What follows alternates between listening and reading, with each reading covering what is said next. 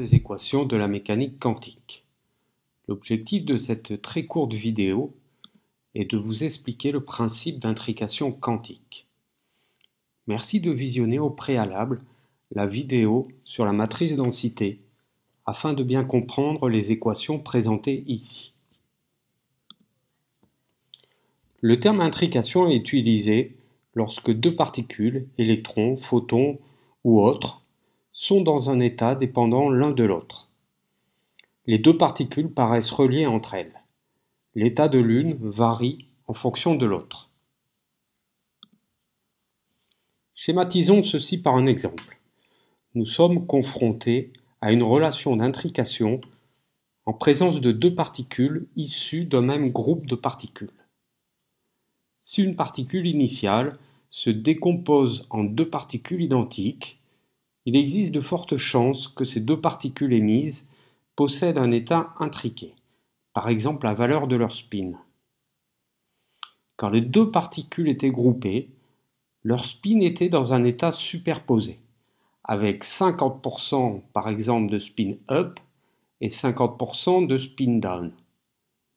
Une fois séparés, si nous mesurons le spin de la particule 1 à l'instant t et s'il vaut la valeur up, alors nous sommes certains que le spin de la particule 2 vaudra down à l'instant t.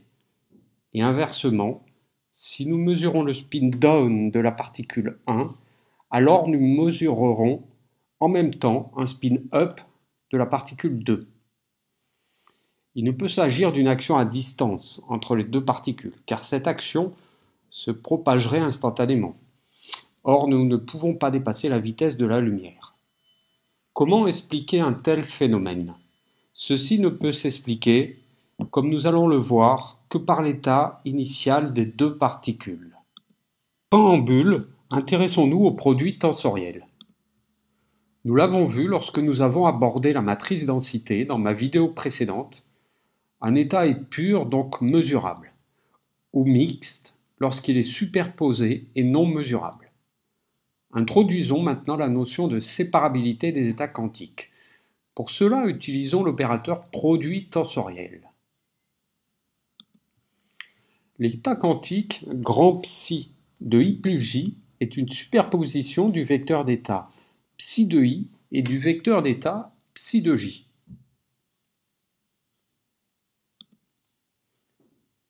Qu'est-ce que la notion de séparabilité? Un état quantique grand psi de i plus j est séparable si nous pouvons l'écrire psi de j scalaire psi de i.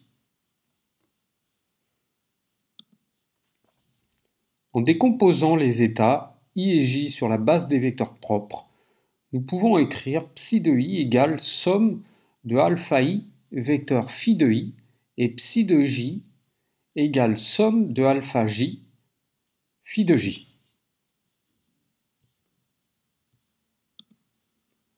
Le produit tensoriel peut donc s'écrire grand psi de i plus j de la façon suivante. Grand psi de i plus j est par conséquent un état séparable.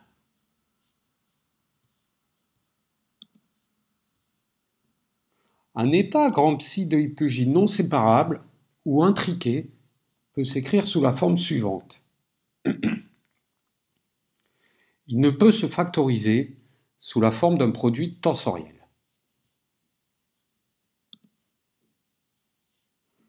Voyons ce que cela implique. Théoriquement, un état superposé non séparable est possible en mécanique quantique. Cela veut dire qu'il n'est pas possible de mesurer un état I indépendamment de l'état J, car les probabilités des deux états sont liées. Revenons à notre exemple du début. Intéressons-nous au vecteur d'état du spin d'une particule. Il autorise deux mesures. L'état 1 aura comme mesure le vecteur plus pour up et l'état moins pour down. L'état 2 aura également comme mesure le vecteur plus et le vecteur moins. Les états 1 et 2 peuvent être superposés de plusieurs façons. Première façon, en états séparables qui finalement peuvent s'écrire sous la forme état 1, produit tensoriel état 2.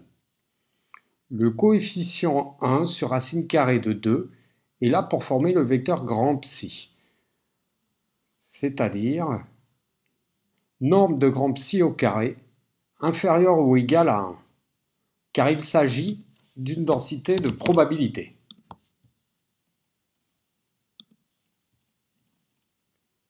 La deuxième façon de superposer les états 1 et 2 utilise un formalisme d'états non séparables ou intriqués. En effet, nous ne pouvons factoriser les états en produits tensoriels. La probabilité de l'état 2 dépend de celle de l'état 1.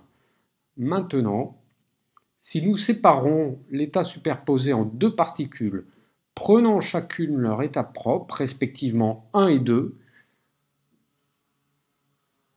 dans le premier cas, les états sont séparables et les particules peuvent être mesurées indépendamment l'une de l'autre. Mais dans le deuxième cas, l'état de la particule 2 ne peut être mesuré sans connaître l'état de la particule 1. Nous sommes en présence d'états intriqués.